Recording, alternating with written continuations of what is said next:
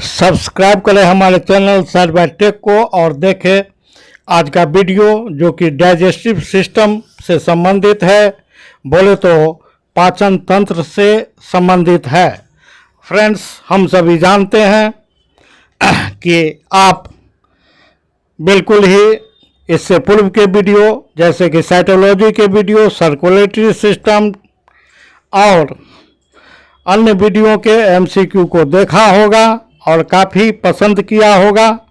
और इसी आशा और उम्मीद के साथ फिर हम आज स्टार्ट करने जा रहे हैं पाचन तंत्र का नया चैप्टर।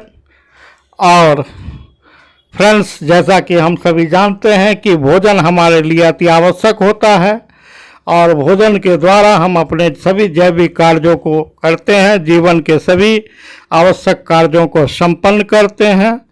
भोजन में पोषक तत्व पाए जाते हैं जो हमारे शरीर की कोशिकाओं और ऊतकों का मरम्मत करते हैं, हमें रोगों से लड़ने की क्षमता प्रदान करते हैं। साथ ही साथ भोजन के द्वारा हमारे शरीर का पोषण होता है और पोषण होने से हमारे शरीर का वृद्धि होता है। तो फ्रेंड्स, भोजन के ऑक्सीकरण से हमें ऊर्जा मिलती है। मैंने बताया था कि भोजन का ऑक्सीकरण कोशिका के माइटोकॉन्ड्रिया में होता है, बट इससे पहले कि भोजन के से संबंधित जैसे भोजन का अंतर्ग्रहण, इंजेशन ऑफ द फूड, भोजन का पाचन, डाइजेशन ऑफ द फूड, भोजन का अवशोषण, एब्जॉर्प्शन ऑफ द फूड, भोजन का स्वांगीकरण, एसिमिलेशन ऑफ द फूड और अंतिम बहिष्करण, अपचित भोजन का बोले तो बहिष्करण, इजेशन ऑफ द फूड। आप इन 5 प्रक्रियाओं को बिल्कुल अच्छे से याद कर लेंगे, क्रम से याद कर लेंगे और नहीं होगा तो बाद में मैं इसे समझा दूंगा। लेकिन ये पोषण के 5 विभिन्न प्रक्रियाएं हैं। फिर एक बार रिपीट कर लें, ingestion of the food, digestion of the food, absorption of the food, assimilation of the food and egestion of the undigested food. और फ्रेंड्स, और ये 5 पोषक तत्व होते हैं भोजन में उपस्थित जल को छोड़कर। बोले तो first carbohydrate, second protein, third वसा, बोले तो lipids, fourth vitamins, fifth minerals और एक मैंने छोड़ दिया वो है वाटर। वाटर पोषक तत्व नहीं होते हैं बल्कि ये विलायक होते हैं, ये सॉल्वेंट का काम करते हैं जिसके द्वारा जिसमें शामिल होकर हम कार्बोहाइड्रेट, प्रोटीन, वसा, मिनरल्स, विटामिन को प्राप्त करते हैं। तो अगर आपसे कोई पूछे कि भोजन में कितने पोषक तत्व होते हैं तो आपका आंसर होगा 5 और इसे आप एक फार्मूला से याद रखेंगे। मैं बोल रहा हूँ फार्मूला, आप इसे नोट कर लेंगे। C + P + V + L + M। C for carbohydrate, P for protein, L for fat or lipids, V for vitamin and M for minerals.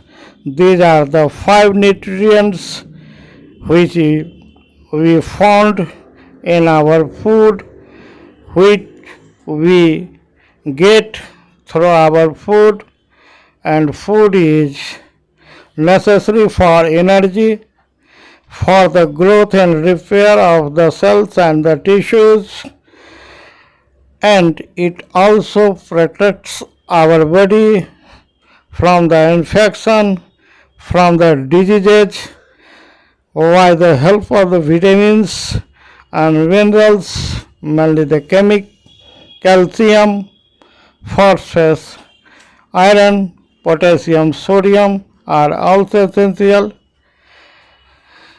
तो चलिए फ्रेंड्स, मैं इंट्रोडक्शन के बाद चलता हूँ आज के टॉपिक पर, जिसमें मैंने बताया कि पाचन तंत्र किसे कहते हैं, पाचन किसे कहते हैं, पाचन तंत्र के कितने भाग होते हैं, आहार नाल किसे कहते हैं, आहार नाल की लंबाई क्या होती है, आहार नाल के कितने भाग होते हैं, और बढ़ते बढ़ते इसके बाद मैंने बताया कि कौन कौन सी पाचक ग्रंथियां होती हैं, जैसे कि लाल ग्रंथि, जैसे कि यकृत, जैसे कि अग्नाशय, बोले तो पेनक्रियाज। एक एक कर मैं सभी चीज़ों को आपको बताने जा रहा हूँ। चलिए फ्रेंड्स, स्टार्ट करते हैं।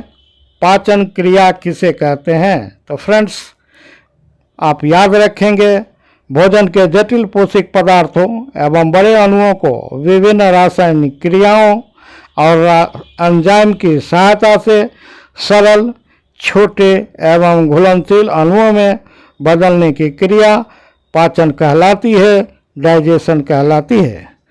फ्रेंड्स, ये एंजाइम क्या होते हैं?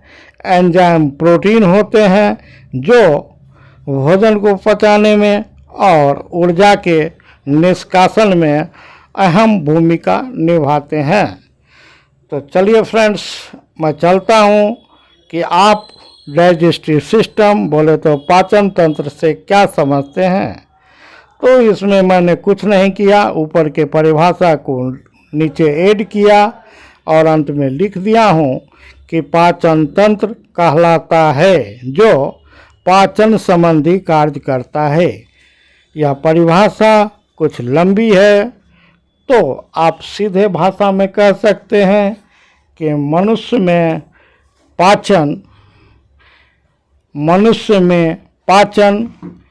पाचक ग्रंथियों एवं पाचन की क्रिया को सम्मिलित रूप से पाचन तंत्र कहते हैं। मीन्स टू से, digestive system is the system of a structure of the alimentary canal. It is the system of the function of the digestive glands, such as salivary gland, such as liver, such as pancreas, and it also includes the process of digestion. तो हम आगे की ओर बढ़ते हैं friends. हमारा next जो topic है वह मैं बताने जा रहा हूँ इसके अंदर, कि पाचन तंत्र के मुख्य रूप से दो भाग हैं। फ्रेंड्स, इसके पहले मैंने चित्र दे रखा है, आप उसका भी अध्ययन करेंगे।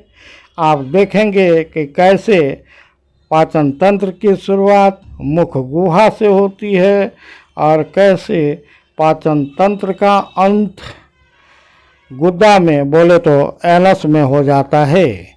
तो फ्रेंड्स, यह बिल्कुल एक लंबी चौड़ी रचना होती है जो मुख गुहा से शुरू होकर हमारे एनस तक जाती है। मुख गुहा में पाचन का शुरुआत होता है, और ऐसा आप नहीं समझेंगे कि मुख गुहा में सिर्फ दांत से भोजन को चबाया जाता है, उसमें लार मिलाया जाता है और कोई किसी पोषक तत्व का वहाँ से पाचन की क्रिया शुरू नहीं होती। तो मैं इन सारी बातों को आपको बताने जा रहा हूँ। चलिए बढ़ते हैं। पाचन तंत्र के मुख्य रूप से दो भाग होते हैं। पहला भाग आहार नाल कहलाता है, बोले तो एलिमेंट्री कैनाल कहलाता है, और दूसरा भाग पाचक ग्रंथियाँ कहलाती है, बोले तो डाइजेस्टिव ग्लैंड कहलाती है। तो इस प्रकार से आहार नाल एवं पाचक ग्रंथियों के मिलने से पाचन तंत्र का निर्माण होता है, जिसमें भोजन का पाचन होता है। तो फ्रेंड्स, आप डाइजेस्टिव सिस्टम को इस प्रकार से भी परिभाषित कर सकते हैं, डिफाइन कर सकते हैं। अब मैं बढ़ता हूँ अपने अगले पड़ाव की ओर। आहार नाल के बारे में मैं बता रहा हूँ। मैंने लिखा है, मुख से लेकर गुदा तक 8 से 10 मीटर लंबी आहार नाल की लंबाई बोले तो फ्रेंड्स ये होती है 8 से 10 मीटर तक लंबी। किसी किसी किताब में 9 मीटर ही दे रखा है, लेकिन फ्रेंड्स जो वास्तविकता है वह 8 से 10 मीटर लंबी हमारी एलिमेंट्री कैनाल होती है। यह लंबी होती है, खोखली होती है, अत्यधिक कुंडलित होती है। रचना आहार नाल कहलाती है। आहार नाल के अंतर्गत मुख्य गुहा बोले तो माउथ कैविटी, ग्रसनी बोले तो फायरिंग्स, ग्रास नली बोले तो आइसोफेगस, आमाशय बोले तो एस्टोमच, छोटी आंत बोले तो स्मॉल इंटेस्टाइन, बड़ी आंत बोले तो लार्ज इंटेस्टाइन आती है, और बड़ी आंत मल द्वार में खुलती है और मल रेक्टम में जमा होता है, जो एक ओपनिंग के द्वारा बोले तो एनस के द्वारा, गुदा के द्वारा बाहर निष्कासित कर दिया जाता है। अब हम आगे की ओर बढ़ते हैं फ्रेंड्स। सेकंड नंबर है हमारा पाचक ग्रंथियाँ। पाचक ग्रंथियाँ 2 प्रकार की होती है और मुख्यतः 2 प्रकार की, बट अगर सबको लेंगे तो इसमें बहुत सारे ग्रंथियाँ आ जाएगी। इसके अंतर्गत मुख्य रूप से 3 ग्रंथियों को हम देखेंगे। बाकी जो ग्रंथियाँ जो छोटी आंत में पाई जाती है, बाकी जो जठर ग्रंथियाँ आमाशय में पाई जाती है उसका भी मैं जिक्र करूँगा, लेकिन यहाँ 3 को लेकर चलता हूँ।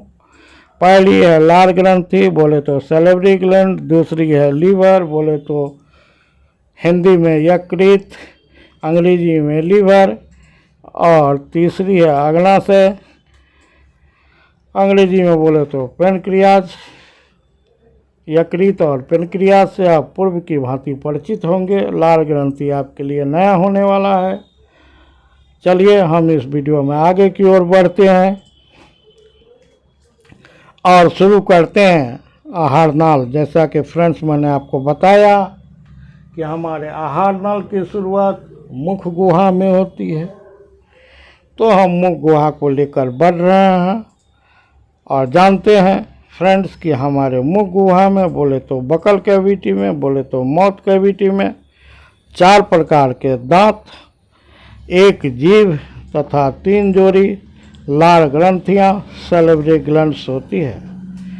सबसे पहले फ्रेंड्स हम लोग लेंगे दांत को, और दांत के बारे में मैं आपको बता दूं, वयस्क मनुष्य के एक जबड़े में 16 दांत और दोनों जबड़ों में बोले तो ऊपर और नीचे कुल 32 दांत होते हैं। और शॉर्ट में अगर हम कहें कि वयस्क मनुष्य में 32 दांत पाए जाते हैं। जबड़ा हमारे शरीर की सबसे कठोर हड्डी होती है, जबकि बच्चों की बात करें तो दुधिया दांत बोले तो मिल्क टीथ अस्थायी होते हैं, इसकी संख्या 20 होती है। तो वयस्कों में 32 दांत और बच्चों में 20 दांत होते हैं। और फ्रेंड्स आपको मैं बताऊंगा कि दांत के ऊपर की जो परत होती है जिसे एनामेल कहते हैं, दंत वल्लक कहते हैं हिंदी में, बड़ा क्लिष्ट होता है बोलना हिंदी, तो फ्रेंड्स फिर भी कुछ कुछ मैं आपकी मदद कर देता हूँ।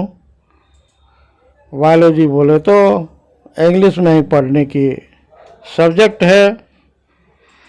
तो फ्रेंड्स मिल्क की ऊपरी परत को हम एनामेल बोलते हैं, या हमारे शरीर का सबसे कठोरतम पदार्थ होता है, आप इसे भी याद रखेंगे। और फ्लोरीन से जो टूथपेस्ट हम इस्तेमाल करते हैं उसमें जो फ्लोराइड होता है, जो फ्लोरीन का अंश होता है, उससे हमारे दांतों के एनामेल पर काफ़ी दुष्प्रभाव पड़ता है। और ये कुछ ही वर्षों में दांत का एनामेल समाप्त होने लगता है, जिससे हमारे दांतों में सेंसिटिविटी आ जाती है। आप सेंसोडाइन जैसे टूथपेस्ट का व्यवहार करने लग जाते हैं। तो फ्रेंड्स हम आगे की ओर बढ़ते हैं। दांत 4 प्रकार के होते हैं। एक को इंसाइजर कहते हैं, मैंने हिंदी भी दे रखा है। दूसरे को कैनाइन कहते हैं फ्रेंड्स।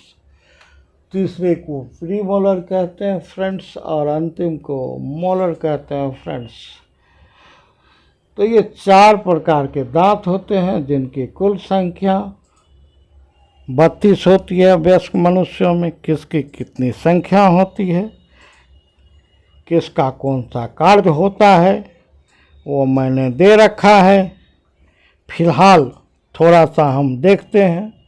जो इंसाइजर टीथ होते हैं, वह आगे के दांत हैं, सामने से दिखाई पड़ने वाले दांत हैं। ये कुतरने व काटने का कार्य करते हैं। प्रत्येक जबड़े में 4-4 होते हैं। 1 और 2 दांत होते हैं। रत्नक सेकंड है, भोजन को चीरने फाड़ने का कार्य करते हैं, कैनाइन कहलाते हैं। मांसाहारियों में अधिक विकसित होते हैं। प्रत्येक जबड़े में 2-2 होते हैं फ्रेंड्स, 2 ऊपर के जबड़े में, 2 नीचे के जबड़े में। यहाँ मैंने कहा मांसाहारियों में अधिक विकसित होता है, जैसे जैसे शेर, जैसे वाघ। और आप देखेंगे कि ये बहुत काफ़ी नुकीले होते हैं। इस दांत की अगर मैं चर्चा करूं, आप कहेंगे कि मनुष्य स्वभाव से मांसाहारी प्राणी है। जी नहीं, मनुष्य स्वभाव से मांसाहारी प्राणी नहीं है, क्योंकि मांसाहारी प्राणियों के ये दांत नुकीले होते हैं। बट हमारे ये दांत नुकीले नहीं है। इट मीन्स हम स्वाभाविक रूप से मांसाहारी नहीं हैं। बट इस पर मैं डिस्कस नहीं करना चाहता। चलिए फ्रेंड्स, आगे की ओर बढ़ते हैं। हमारा नेक्स्ट जो टाइप है टीथ का, वह है प्रीमोलर। इसे अग्रचर्वण कहते हैं, अर्थात ये चबाने का काम करता है। प्रत्येक जबड़े में 6-6 होते हैं, 6 ऊपर के जबड़े में, 6 नीचे के जबड़े में। हमारा नेक्स्ट चर्वणक दांत है, मोलर दांत है। ये भी चबाने का कार्य करते हैं। प्रत्येक जबड़े में 4-4 होते हैं। और अंतिम चर्वणक दांत को अकल जार कहते हैं, अकल जार कहते हैं, विजडम टीथ कहते हैं फ्रेंड्स। आप इसे भी याद रखेंगे। जब आपकी उम्र बढ़ती है 25 से 28 के बीच, तो होता क्या है कि आप कोने के दांत में जो मोलर की सीरीज होती है, उसमें आपको दर्द उठता है, क्योंकि उस समय अकल 4 उगते हैं, कुछ दांत। तो फ्रेंड्स, अब हम बढ़ते हैं बी की ओर, अर्थात जीभ की ओर, जो मुख में पाई जाती है। जीभ जो नम होती है, गुलाबी उत्तक के साथ कवर किया जाता है, जिसे म्यूकोसा कहते हैं। और फ्रेंड्स, यह एक पेशीय अंग होती है, अर्थात यह मूवेबल होती है। हम आगे बढ़ते हैं। मानव के जीभ में औसतन 2000 से 8000 स्वाद बर्ड्स मौजूद होते हैं, बोले तो टेस्ट बर्ड कहते हैं फ्रेंड्स। और यह हमारे जीभ को खुरदरा सतह बनाए रखता है, और इनके द्वारा हम लोग विभिन्न तरह के स्वाद को ग्रहण करते हैं। फ्रेंड्स, बहुत ही बार परीक्षा में पूछा जाता है कि जीभ के किस भाग से हम मीठेपन का, जीभ के किस भाग से हम खट्टेपन का, जीभ के किस भाग से हम तीखेपन का स्वाद प्राप्त करते हैं। मैंने दे रखा है कि जीभ के अग्रभाग से मीठे स्वाद के प्रति, पिछले भाग से कड़वा स्वाद के लिए, साइड वाला भाग नमकीन और खट्टे पदार्थ के प्रति संवेदनशील होता है। फ्रेंड्स, आप इसे भी याद रखेंगे, काफ़ी इम्पोर्टेंट है आपकी परीक्षा के लिए, बिल्कुल ही अंडरलाइन कर लेंगे। अब मैं बढ़ता हूँ फ्रेंड्स आगे की ओर। जीभ के बाद है हमारा लार ग्रंथि। मैंने बताया कि मुख गुहा में 3 चीज़ें आवश्यक रूप से पाई जाती है, वह है तीसरा लार ग्रंथि। और मनुष्य में 3 जोड़ी लार ग्रंथियाँ होती हैं, बोले तो 3 पेयर्स ऑफ सैलिवरी ग्लैंड होती हैं। इनसे निकलता है फ्रेंड्स सालिवा, एक लसलसा झागदार पदार्थ जो कि अम्लीय होती है। लार में आप जानते हैं, बचपन से पढ़े होंगे, टाइलिन नामक एंजाइम होता है। यह एंजाइम स्टार्च का पाचन करता है, उसे माल्टोज में बदल देता है। इसलिए भी कहते हैं कि भोजन देर तक चबाने पर मीठी लगती है, क्योंकि भोजन में उपस्थित स्टार्च का पाचन माल्टोज में होता है। माल्टोज एक डाइसैकेराइड है और इसके टूटने से, इसके पाचन होने से यह अपने संघटक अणुओं में टूटता है और भोजन मीठी लगती है। आगे की ओर बढ़ते हैं। भोजन इसी लार के द्वारा मुख में ही आपको क्वेश्चन पूछा जाता है कि मनुष्य में पाचन की शुरुआत किस अंग से होती है। अगर होती है तो सर्वप्रथम किसका पाचन होता है, तो आप याद रखेंगे मुख में, लार में टाइलिन नामक एंजाइम पाया जाता है और इसकी सहायता से कार्बोहाइड्रेट का पाचन होता है, स्टार्च का पाचन होता है और फिर भोजन लार के साथ मिलकर बोलस बनाती है, अर्थात यूं कहें भोजन के छोटे छोटे गोले बन जाते हैं और भोजन को निकलने में सहायता मिलती है। फ्रेंड्स, इसमें एक प्रकार के एंजाइम पाए जाते हैं जो कि भोजन में उपस्थित हानिकारक बैक्टीरिया को समाप्त कर देते हैं। चलिए आगे फ्रेंड्स, मैं बताता हूं आपको कि ग्रसनी के बारे में। यह भी एक पाइप के समान संरचना है ग्रसनी का। जो ग्रसनी में कोई पाचक ग्रंथि नहीं पाई जाती, यह सिर्फ एक रास्ता है भोजन को आमाशय तक जाने का। हम आगे बढ़ते हैं। ग्रसनी के नीचे हमारा जो ग्लास नली होता है, जिसे अंग्रेजी में एसोफेगस कहते हैं, यह भी, इसमें भी कोई पाचक ग्रंथि नहीं पाई जाती, यह पाचन में हिस्सा नहीं लेता और ग्लास नली पीछे की ओर आमाशय में पहुंचती है। तो फ्रेंड्स, आप फिगर में देख रहे होंगे, अगर आहार नाल का कोई थैले के समान भाग है, बैग के समान भाग है, बड़ा भाग है, फुला हुआ भाग है, तो वो है आमाशय, जैसे हम अंग्रेजी में स्टमच बोलते हैं। फ्रेंड्स, तो आमाशय में आपको पूछा जाएगा परीक्षा में, मुख गुहा में किसका पाचन शुरू हो जाता है, तो याद रखेंगे कार्बोहाइड्रेट का। किसकी सहायता से? टाइलिन नामक एंजाइम की सहायता से। टाइलिन किस में पाया जाता है? तो लार में पाया जाता है। लार किस ग्रंथि से स्रावित होती है? तो सैलिवरी ग्लैंड से स्रावित होती है।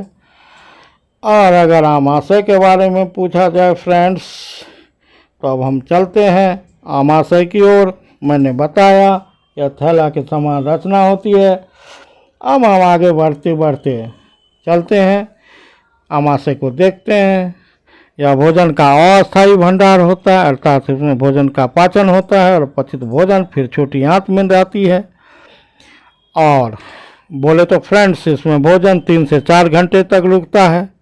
आमाशय की दीवारों में जठर ग्रंथियां पाई जाती है और उसमें 3 प्रकार की कोशिकाएं पाई जाती हैं। फ्रेंड्स, इन ग्रंथियों से या बोले तो इन कोशिकाओं से जठर रस, गैस्ट्रिक जूस स्रावित होती है। फ्रेंड, जठर रस में आपको हाइड्रोक्लोरिक एसिड बोले तो HCl पाई जाती है, म्यूकस पाई जाती है, सलेस्मा पाई जाती है और 2 प्रकार के एंजाइम पेप्सिन एवं रेनिन पाए जाते हैं। फ्रेंड्स, एक एक की बात करें, HCl की बात करें, हाइड्रोक्लोरिक एसिड की बात करें।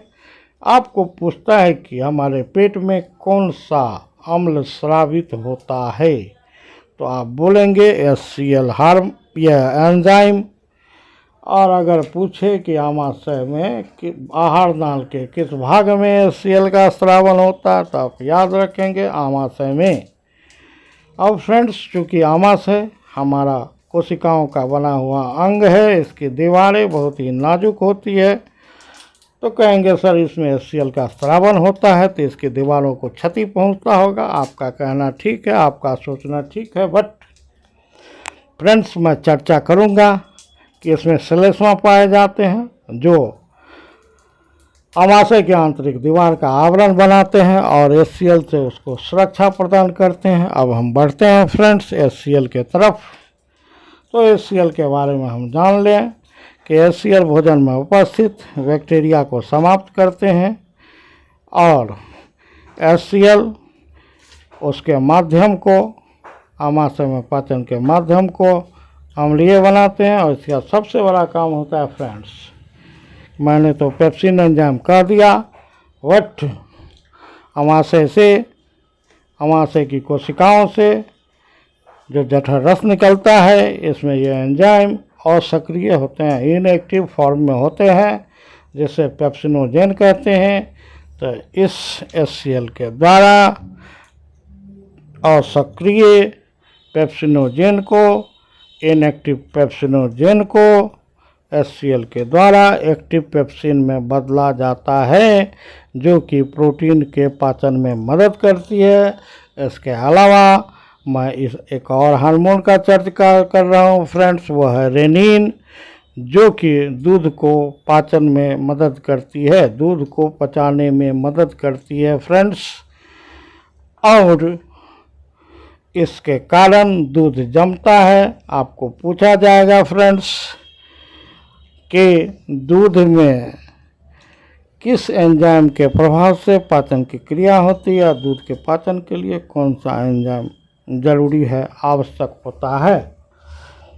अब हम आगे चलते हैं फ्रेंड्स। नीचे लिख दिया है मैंने कि आमाशय में कार्बोहाइड्रेट का पाचन नहीं होता है, आप इसे याद रखेंगे। आमाशय में किसका पाचन होता है फ्रेंड्स, तो प्रोटीन का होता है। आमाशय में एक बीमारी के नाम मैंने दे रखा है अल्सर। पेप्सिन एंजाइम द्वारा आमाशय की दीवार का आंशिक पाचन अल्सर कहलाता है फ्रेंड्स। आप इसे भी याद रखेंगे। एक प्रकार की घाव हो जाती है आमाशय में, हम बढ़ते हैं छोटी आंत स्मॉल इंटेस्टाइन की तरफ और देखते हैं फ्रेंड्स, आपकी परीक्षा में बराबर पूछा जाता है कि आहार नाल का सबसे लंबा हिस्सा कौन होता है फ्रेंड्स, तो वह होती है छोटी आंत। छोटी आंत के बारे में आप याद रखेंगे, देखन में छोटन लगे घाव करे गंभीर, यह कहावत इस पर लागू होती है। यह मात्र 6 मीटर होती है। मैंने बताया कि आहार नाल 8 से 10 मीटर लंबा हो सकता है और इसमें ये छोटी आंत की लंबाई 6 मीटर होती है फ्रेंड्स। तो बताइए, ये कहलाती है छोटी आंत, बट इसकी लंबाई होती है 6 मीटर। और जो बड़ी आंत कहलाती है फ्रेंड, उसकी लंबाई छोटी आंत से छोटी होती है। तो बताइए, ये उल्टा हो गया, पता नहीं बनाने वाले ने, कहने वाले ने, सुनने वाले ने, लिखने वाले ने क्या कहा, किसको कहा, मेरी समझ में नहीं कुछ आता। यह किताब में जैसा लिखा है मैं आपको कह रहा हूँ, मैं आपको बता रहा हूँ। मैंने भी शुरू से यही पढ़ा और हमेशा सस्पेंस में रहता हूँ कि आखिर इसे बड़ी आंत कह देते तो क्या फ़र्क पड़ जाता। चलिए, हम तो लकीर के फ़कीर हैं, हम भी किताब की भाषा को आपको बता रहे हैं। बट तो आप याद रखेंगे छोटी आंत के बारे में, इसकी लंबाई सर्वाधिक होती है। आहार नाल का यह सबसे ज़्यादा ही बड़ा हिस्सा बनाता है, 6 मीटर लगभग, बोले तो 22 फीट। हम आगे की ओर बढ़ते हैं फ्रेंड्स। हमारे आंत को 3 भागों में बांटा गया है। पहला है ग्रहणी, जिसे हम डिओडेनम कहते हैं, दूसरा है मिडगट और तीसरा है लवदांत। तो आप याद रखेंगे फ्रेंड्स, बृहदांत, लवदांत, ये क्या क्या हिंदी होते हैं पता नहीं, हाँ, और कितने की अंग्रेजी में बताऊंगा आपको। तो चलिए फ्रेंड्स, डिओडेनम में हम देखते हैं कि यकृत जो हमारे शरीर की सबसे बड़ी ग्रंथि है, और जो अग्नाशय बोले तो पेनक्रियाज जो हमारे शरीर की दूसरी सबसे बड़ी ग्रंथि है। बोले तो शरीर की पहली सबसे बड़ी ग्रंथि, शरीर की दूसरी सबसे बड़ी ग्रंथि, दोनों के से निकलने वाले, एक से निकलता है पित्त, दूसरे से निकलता है अग्नाशयी रस, वट, दोनों की नलिकाएं मिलकर एक सामान्य वाहिनी के द्वारा डियोडेनम में खोलते हैं और इसका स्राव आंत में पहुंचकर भोजन का संपूर्ण पाचन कर देता है। अब फ्रेंड्स, आपको यह भी पूछेगा कि भोजन का सर्वाधिक पाचन, भोजन का संपूर्ण पाचन आहार नाल के किस भाग में होता है फ्रेंड्स? तो यह छोटी आंत कहलाती है। इसकी लंबाई 6 मीटर होती है, काम बहुत बड़ा होता है, देखन में छोटन लगे घाव करे गंभीर। कहने का मतलब कि यह परिभाषा, यह कहावत भी यहाँ लागू नहीं होती है। देखन में लंबी लगे और काम करती है बहुत ही ज़बरदस्त, अर्थात इसमें पाचन की क्रिया पूर्ण रूप से संपन्न हो जाती है। फ्रेंड्स, आपको मैं बता दूं कि इससे यकृत, जो हमारे शरीर का सबसे बड़ा अंग है, कहें तो यह सबसे बड़ा पाचक ग्रंथि है। यकृत में पित्ताशय नामक एक थैली रहती है छोटी। आपने सुना होगा गॉल ब्लैडर में पथरी हो जाता है, आपने सुना होगा किडनी में पथरी हो जाता है। यह क्या है? यह कैल्शियम ऑक्सलेट का बना होता है। तो अगर हम पित्ताशय की बात करें फ्रेंड्स, तो यकृत से स्रावित होता है पित्त, हरे रंग का। और अगर इसकी बात करें फ्रेंड्स, तो पित्त में पित्त लवण होते हैं। और पित्त के बारे में अगर कहा जाए तो भोजन के पाचन में आप इसका कोई योगदान नहीं होता। आप कहेंगे सर ये क्या हो गया? आप कहते हैं यह पाचक ग्रंथि है, आप कह रहे हैं कि भोजन के पाचन में इसका कोई योगदान नहीं होता। फ्रेंड्स, आप याद रखेंगे कि पित्त का काम होता है वसा के बड़े अणुओं को छोटी छोटी अणुओं में, ग्लोब्यूल्स में, बोले तो साबुन के समान बुलबुलों में तोड़ देना, जिससे इस पर लाइपेज एंजाइम काम करता है और इसे उसके संगठक, जिसे हम फैटी एसिड और ग्लिसरॉल कहते हैं, उसमें बदल देता है। फ्रेंड्स, आप जानते होंगे जब जॉन्डिस हो जाता है तो जॉन्डिस में लीवर के खराब होने की संभावना बढ़ जाती है। डॉक्टर तेलीय पदार्थ खाने को नहीं कहते हैं, अर्थात अगर डैमेज हो रहा है आपका यकृत या उससे पित्त का स्राव नहीं हो रहा है तो आपके लिए बहुत ही घातक होगा तेलीय पदार्थ को खाना, क्योंकि इसका डाइजेशन नहीं होगा, क्योंकि पित्त स्रावित नहीं होगी। वसा का वशीयकरण बोले तो, पायशीकरण बोले तो एमल्सिफिकेशन नहीं होगा फ्रेंड्स। और साथ ही साथ अब हम चर्चा करें अग्नाशय की, पेनक्रियाज की। तो फ्रेंड्स, आप देखेंगे इससे पूर्व में भी अग्नाशय के बारे में मैं चर्चा कर चुका हूँ, लेकिन हमारा संदर्भ है पाचन तंत्र में इसका क्या योगदान होता है फ्रेंड्स। तो मैं फिर एक बार बता दूं, बिल्कुल ही अंडरलाइन कर लेंगे आप, कि अग्नाशय को मिश्रित ग्रंथि कहते हैं, मिक्स्ड ग्लैंड कहते हैं। मिश्रित का मतलब होता है एक से अधिक का मिलना, अर्थात इसका जो बाह्य भाग होता है वह पाचक रस को स्रावित करता है, अग्नाशयी रस को स्रावित करता है, सिक्रेटिन हार्मोन के प्रभाव में स्रावित करता है। और इसका जो भीतरी भाग होता है उसे आइसलेट्स ऑफ लैंजरहंस कहते हैं। इसकी कोशिकाओं में से एक प्रकार की कोशिका से इंसुलिन नामक हार्मोन स्रावित होता है। आपको मैं बता दूं कि इंसुलिन की कमी से हमारे शरीर में डायबिटीज या मधुमेह का रोग हो जाता है। क्यों होता है मैंने बार बार बताया, पहली बार बताया, दूसरी बार बताया, तीसरी बार बता रहा हूँ कि इंसुलिन से हमारे शरीर में शर्करा की मात्रा का नियंत्रण होता है। इंसुलिन स्रावित नहीं होगा, पेनक्रियाज में खराबी रहेगी, तो हम लोगों को मधुमेह और डायबिटीज होने की संभावना बढ़ जाती है। तो फ्रेंड्स, मैंने अग्नाशय के बारे में आपको बताया, और अग्नाशय को आप अंडरलाइन करेंगे। इसको मिश्रित ग्रंथि कहते हैं, इसको एक्सो एंडोक्राइन ग्लैंड कहते हैं।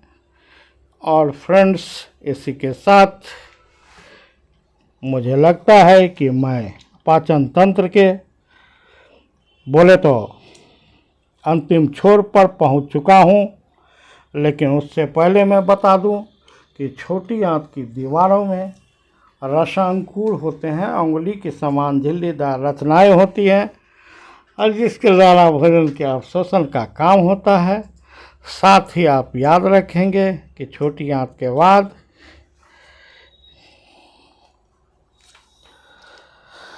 और फ्रेंड्स, छोटी आंत के बाद बड़ी आंत है, और बड़ी आंत में मैं बताना चाहता हूं कि बड़ी आंत में भोजन का पाचन बिल्कुल नहीं होता। बड़ी आंत में क्या होता है, तो भोजन के जो अपचित भोजन है उससे जो खनिज लवण वगैरह है, जो विटामिन है, उसको अवशोषित कर लिया जाता है, और शेष को मल के द्वारा, मल के रूप में, अनडाइजेस्टेड फूड के रूप में मल द्वार से बाहर ऐसे निष्कासित कर दिया जाता है। फ्रेंड्स, अब हम बढ़ते हैं आगे की ओर। आप याद रखेंगे, इसे अंडरलाइन कर लेंगे। छोटी आंत एवं बड़ी आंत का जोड़ सीकम कहलाता है। फ्रेंड्स, याद रखेंगे, बहुत ही इम्पोर्टेंट, मोस्ट इम्पोर्टेंट क्वेश्चन। तो सीकम के आगे एक अंगूठेदार संरचना पाई जाती है, अपेंडिक्स कहलाती है। आपको पूछेगा सीकम का संबंध कहाँ से होता है, कहाँ होती है, अपेंडिक्स क्या होता है, अपेंडिक्स कहाँ होती है। तो फ्रेंड्स, इसके बाद मैंने पाचन ग्रंथियों पर के बारे में बताया है। दो ग्रंथियां होती हैं, एक को यकृत कहते हैं, लीवर कहते हैं, दूसरी ग्रंथि होती है अग्नाशय, और अग्नाशय के बारे में भी मैंने आपको बताया, लीवर के बारे में भी मैंने आपको बताया। तो इसी के साथ आज का वीडियो हम समाप्त करने जा रहे हैं फ्रेंड्स। और यह मैंने बताया, आपको लीवर का फोटो दे रखा है मैंने।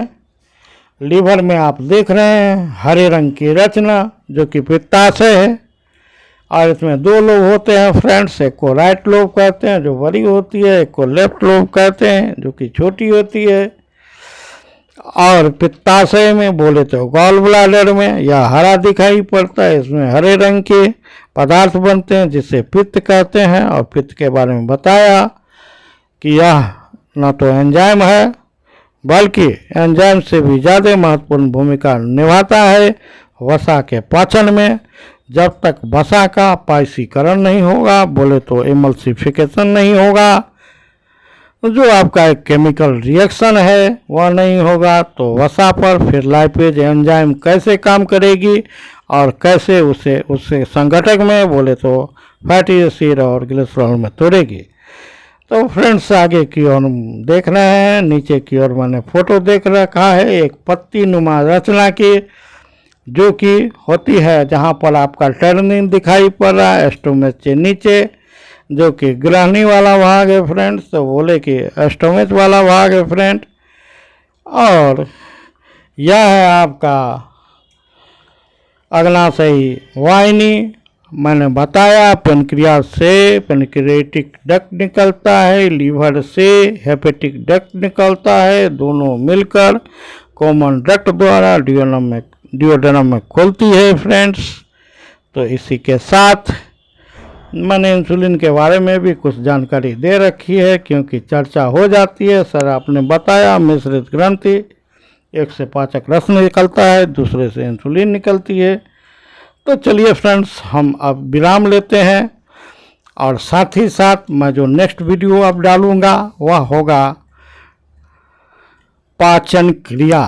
मैंने सिस्टम में बहुत विस्तार से बता दिया कि किस जगह किस एंजाइम का स्रावन होता है, उसका क्या कार्य होता है, स्टोमक में किसका पाचन होता है, मुंह गुहा में किसका पाचन होता है, पाचन की क्रिया कहाँ पर बिल्कुल संपन्न हो जाती है।